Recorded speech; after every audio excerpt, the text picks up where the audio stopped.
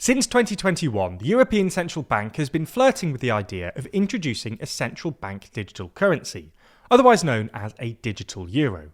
Progress has been typically sluggish. After a 2-year investigation phase between 2021 and 2023, the ECB announced that it had entered the so-called preparation phase, with a decision on whether to go ahead with the digital euro to be made in late 2025, and its actual implementation to happen in 2028 at the earliest. However, late last week, the Financial Times reported that the EU was accelerating its plans for a digital euro in response to stablecoin legislation recently passed by the US, which European officials worry could reinforce the dollar's status as the world's reserve currency and perhaps even undermine Europe's monetary sovereignty. So in this video, we're going to explain what a digital euro actually is, how it interacts with the stablecoin legislation recently passed in the US, and whether it could actually help the euro usurp the dollar as the world's reserve currency.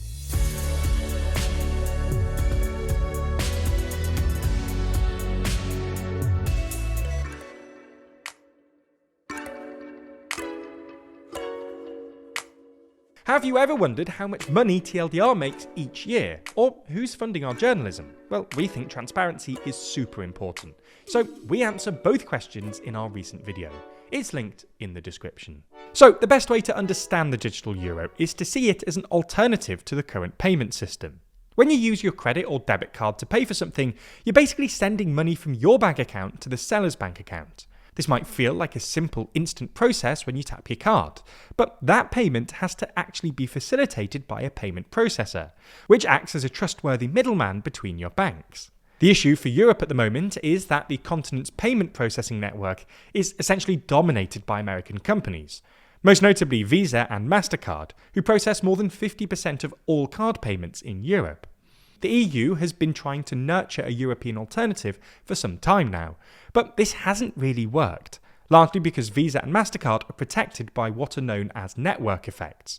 In other words, because everyone already uses Visa and Mastercard, it's hard for smaller upstarts to break into the market. Anyway, this is suboptimal from Europe's perspective.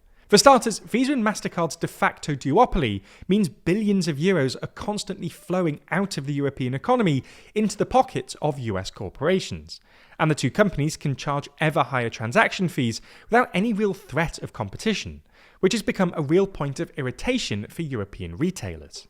Furthermore, the recent geopolitical tensions between Europe and the US have given rise to an anxiety amongst at least some European policymakers that Trump could leverage Europe's reliance on American payment processors to extract concessions from the EU in the future. This builds upon pre-existing anxieties about Visa and Mastercard weaponizing their duopoly, which became particularly acute in July when the two companies threatened to withdraw their services from online gaming stores Steam and itch.io unless they took down certain types of not safe for work content. The digital euro would essentially offer an alternative to this system.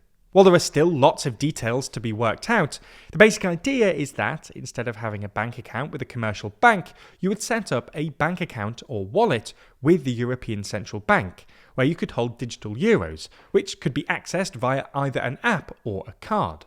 When you pay for something, you could send digital euros directly between your wallet and the sellers, removing the need for third-party payment processors. In this respect, a digital euro is more like cash than a deposit in your bank account. Cash is generally considered central bank money, as opposed to commercial bank money. And when you pay with cash, you don't have a third party to process the payment. The ECB even hopes to eventually offer offline transactions between digital euro wallets, which would make digital euros even more cash-like.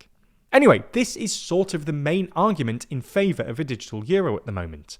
It would lessen Europe's dependence on American payment processors, introduce some much-needed competition, and hopefully make the European economy more efficient overall.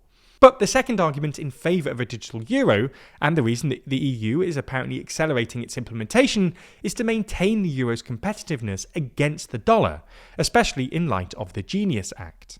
For context, the Genius Act is a piece of legislation passed by the US Congress in July, which introduced a regulatory framework for dollar-denominated stablecoins, i.e. cryptocurrencies that are pegged to the dollar. EU policymakers are apparently anxious that, if this new regulation convinces everyone that stablecoins are essentially safe to act as currency, European citizens might decide to start using dollar-denominated stablecoins instead of the euro.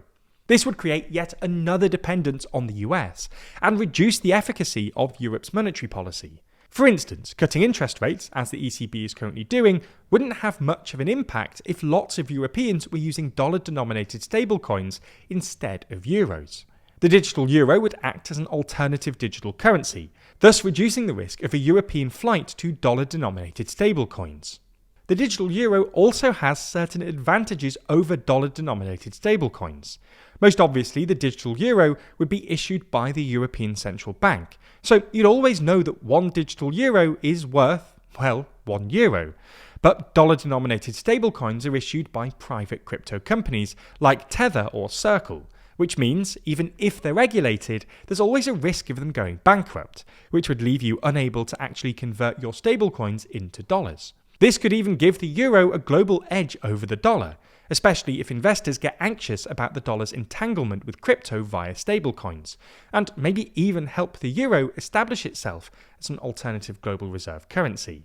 So those are the two big arguments in favour of a digital euro: to provide a cash-like alternative to Visa and Mastercard, and to defend the euro against a digitised dollar. Nonetheless, there are some risks. Most obviously, there's a privacy risk, in that the ECB could, hypothetically, see how you spend your money.